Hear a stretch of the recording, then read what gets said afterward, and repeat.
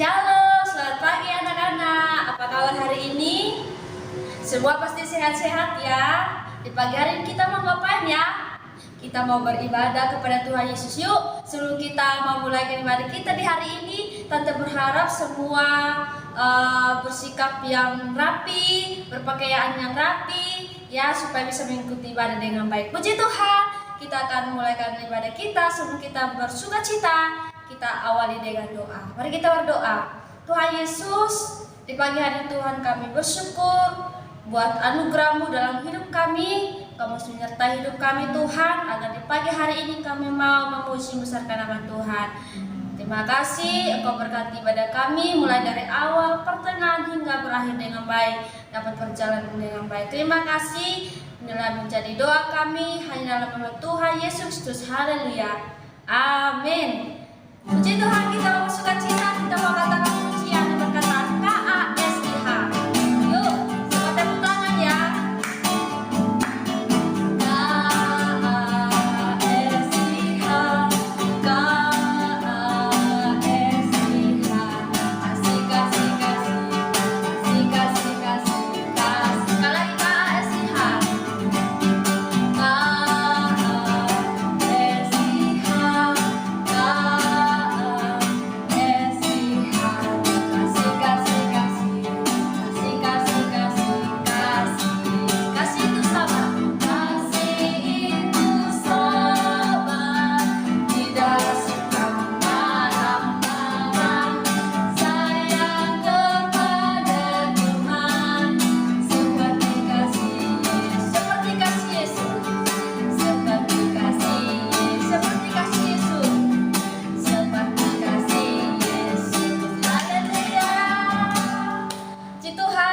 Puji Tuhan sekali lagi. Dia berkata, kasih Yesus jika indah indah. Haleluya. Kasih Yesus indah indah oh indah. Kasih Yesus indah indah oh indah. Lebih indah dari pelangi, lebih indah dari bintang di langit, lebih indah dari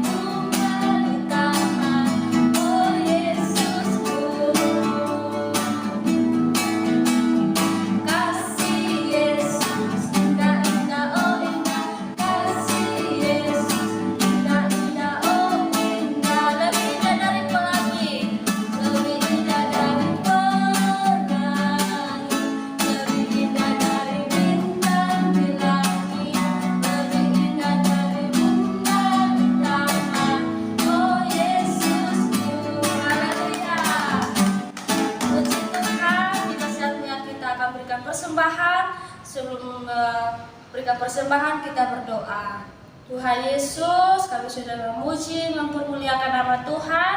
Tiba saatnya kami berikan persembahan. Kiranya berkati kami yang siap untuk memberi. Biarlah apapun yang sudah akan memberi menjadi berkat. Terima kasih Tuhan, terima kasih Yesus. Kami siap memberikan persembahan di dalam nama Tuhan Yesus Kristus. Haleluya. Amin. Ayo kita nyanyikan pujian yang mengatakan Yesus cinta semua anak. Haleluya. Yesus cinta semua anak, semua anak di dunia. Tidak kita semua dicinta Tuhan. Yesus cinta semua anak di dunia. Sekali lagi ya.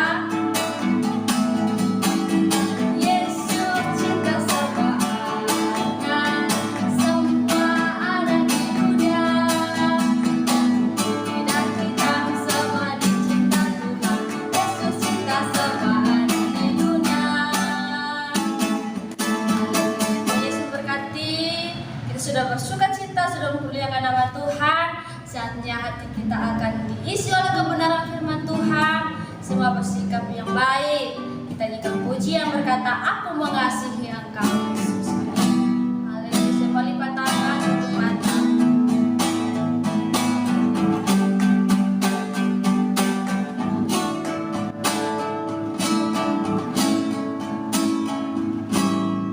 Aku mengasihi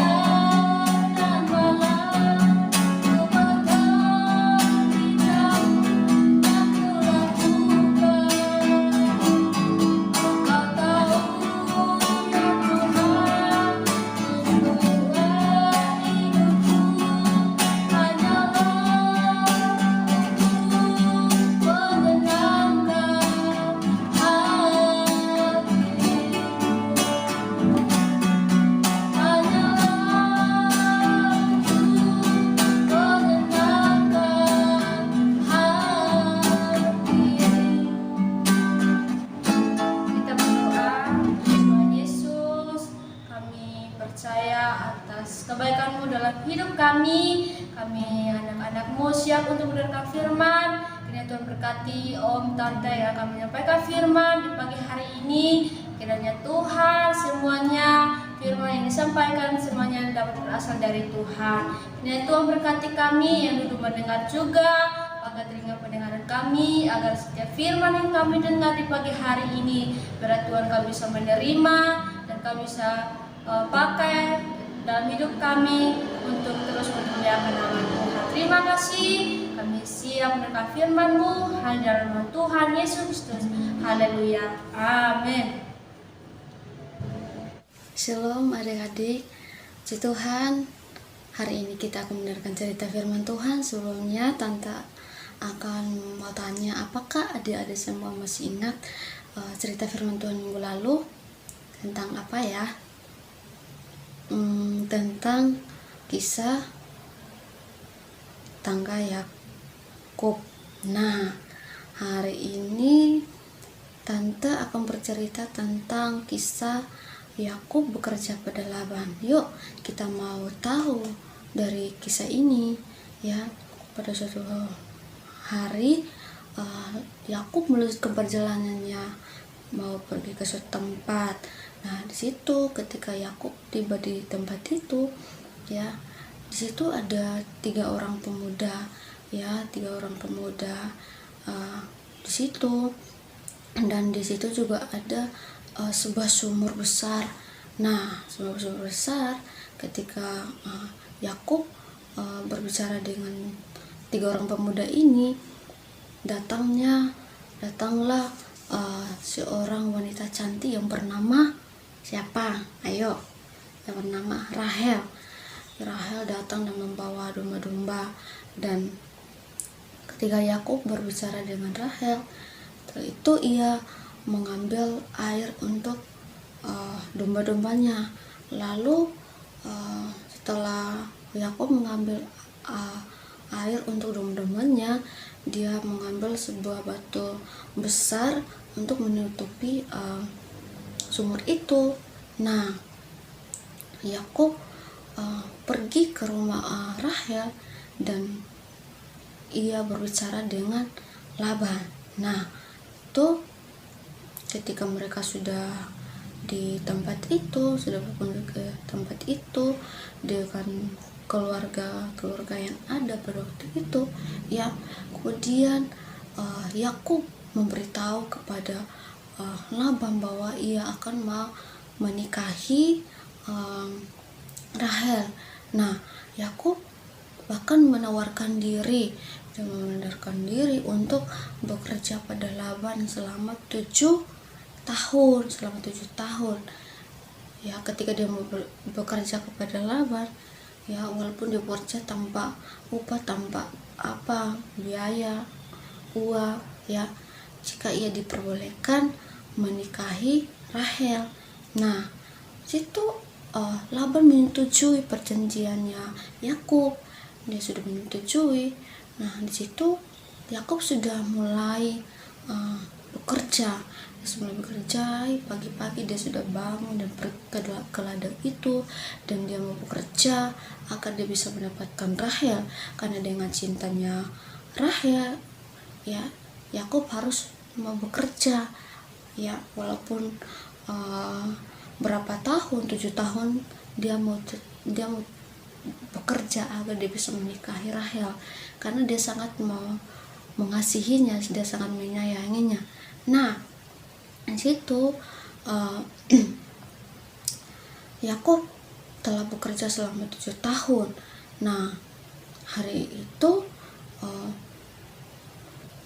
Yakub mempersiapkan untuk menikahi Rahel. Dia sudah bersiap karena dia sudah bekerja selama 7 tahun. Dia sudah siap ya, dan si pengantin itu ya muncul, dan ia mau memakai baju pengantin, bahkan memakai kerudung ya yang sangat indah, memakai kerudung. Dan Yakub siap untuk menikahi Rahel. Dia tahu bahwa dia akan menikahi Rahel karena dia sudah bekerja selama 7 tahun. Dan ketika mereka berpulang bersama-sama, ya, Yakub bangun pagi-pagi, ya, dia melihat bahwa ternyata yang dia menikahi itu bukan Rahel, tetapi siapa? Lea. Nah, Yakub pikir dia menikahi Rahel waktu itu, tetapi ternyata ketika dia bangun pagi-pagi dan melihat begini, dia pikir Rahel, ternyata Lea. Nah, dia melihat begini, ternyata Lea kakak Rahel. Nah, situ Laban, karena tahu bahwa Laban telah menipu dirinya kepada Yakub bahwa dia akan berikan Rahel untuk Yakub. Nah, di situ dengan marahnya Yakub kepada Laban, ya, Yakub menuntut agar Laban memberikan Rahel kepadanya, ya, sebagai istri, karena dia sudah bekerja loh selama 7 tahun. Dia sudah berusaha payah untuk bisa mendapatkan Rahel. Ternyata yang dikasih Laban itu siapa? Ternyata dikasih itu Lea, bukan Rahel. Nah, situ adik-adik dengan marahnya Yakub dan menuntut agar Laban agar memberikan Rahel, ya, sebagai istrinya. Nah, situ Laban berkata kepada Yakub bahwa kamu harus bekerja lagi loh, katanya. Kamu harus bekerja lagi lebih dari 7 tahun baru bisa kamu menikahi Rahel. Nah, itu Yakub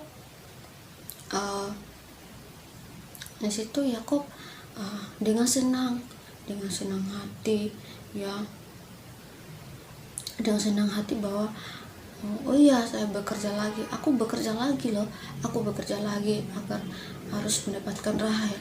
Nah, karena dengan cintanya Yakub kepada Rahel, walaupun Laban menyuruh dia untuk bekerja lagi lebih dari 7 tahun, ya, dia harus mengerjakan. Nah, situ sudah bekerja lebih dari 7 tahun, kira-kira berapa ya? Mungkin sekitar 14 tahun. Ya, adik-adik pikir ya, kalau bayangkan 14 tahun atau 7 tahun itu pasti lama banget ya. Nah, ternyata karena dengan kesabarannya Yakub, ya, dia sabar, dia tetap kuat, dia tetap tunduk, ya, karena dia mau menikahi Rahel. Nah, di situ Yakub menikahi Rahel karena dia sudah bekerja lebih dari 7 tahun. Nah, dia sudah menikahi Rahel, dan ketika mereka sudah nikah, ya, dari selama dia bekerja, dia sudah memberikan Rahel, ya. Ketika mereka sudah menikah bertahun-tahun, tapi mereka belum mempunyai keturunan atau anak-anak, tapi karena dengan penyertaan Tuhan, ya, walaupun mereka Yakub belum mempunyai tanah, tapi Tuhan mengeruniakannya dengan seorang anak laki-laki yang bernama Yusuf. Dan di situ kalau kita melihat bahwa Allah melihat bahwa Lea kurang dikasihi, ya, maka Allah memberkati dia dengan banyak anak. Nah, di situ kalau kita melihat, ya, dari kisah ini, bagaimana adik-adik mau tetap sabar, ya, dalam hal kondisi seperti itu. Ketika contohnya kita diperhadapkan dengan teman-teman kita yang bikin kesel, yang bikin sedih, ya, pasti adik-adik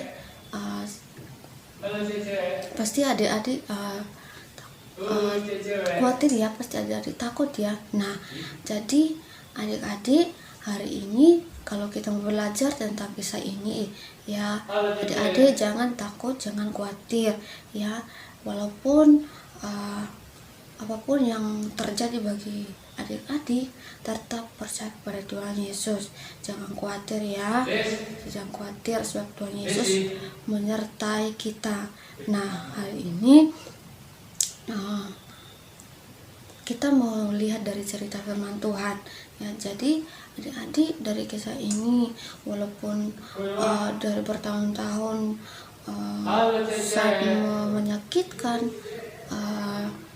menyakitkan Yakub, namun Yakub bersabar ya, dia tetap sabar, dia tetap kuat ya, dia percaya bahwa Tuhan selalu menyertai hidupnya. Adik-adik, kita juga tetap percaya pada Tuhan Yesus, kita jangan takut, kita jangan khawatir ya, sebab Tuhan Yesus yang selalu menyertai hidup kita dimanapun kita berada. Kita jangan khawatir dalam hal apapun ya, ya, kita tetap percaya kepada Tuhan Yesus, tetap mengenalkan Tuhan ya. Jadi dari kisah ini ya, mencari kita untuk kita tetap bersabar ya.